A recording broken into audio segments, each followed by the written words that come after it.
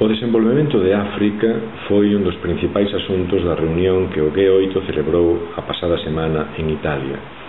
O cumio anunciou unha nova achega de 20.000 millóns de dólares durante os próximos 3 anos para contribuir a paliar a fame neste continente.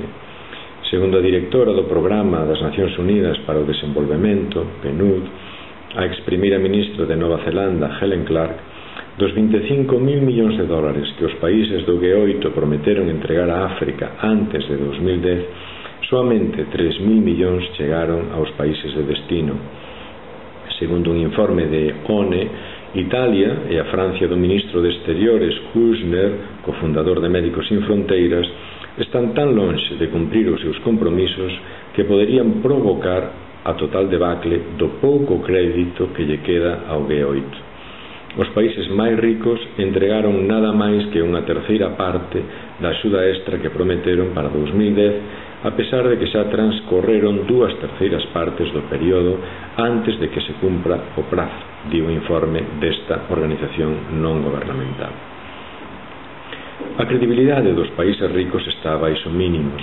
Tony Blair falou en 2001 da existencia dunha ferida na conciencia do mundo para referirse á necesidade de axudar aos povos africanos a saíren da pobreza.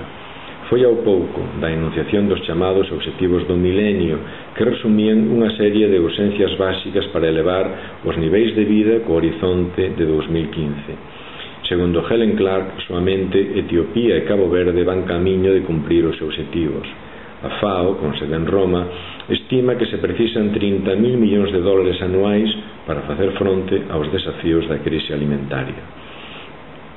Os motivos polos que África non consegue desprenderse da pobreza son moitos e complexos, pero non se pode negar que os países occidentais, cunha longa historia de colonialismo no continente, deben ser considerados os máximos responsables do estado de África, a rexión do mundo que menos contribuiu a provocar a crise financiera mundial, pero que está padecendo as peores consecuencias.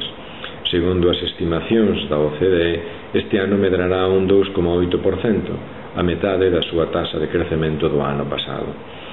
Despois de Praga, o Cairo e Moscova, Obama deu ante o Parlamento de Ghana o seu cuarto discurso importante deste ano en materia de política exterior. Ali defendeu a democracia e o bo goberno e renovou as súas promesas de axuda. A posta en estea, cuidada e ao gusto dos televidentes do mundo rico. Os africanos están acostumados a escoitar moitas promesas e a esperar relativamente pouco delas, non soamente en razón das cantidades, sino tamén das condicións, tantas veces leoninas, dos países ricos. A nosa capacidade de produción de cifras, con moitos ceros, é infinitamente superior ás posibilidades de xerar confianza con elas.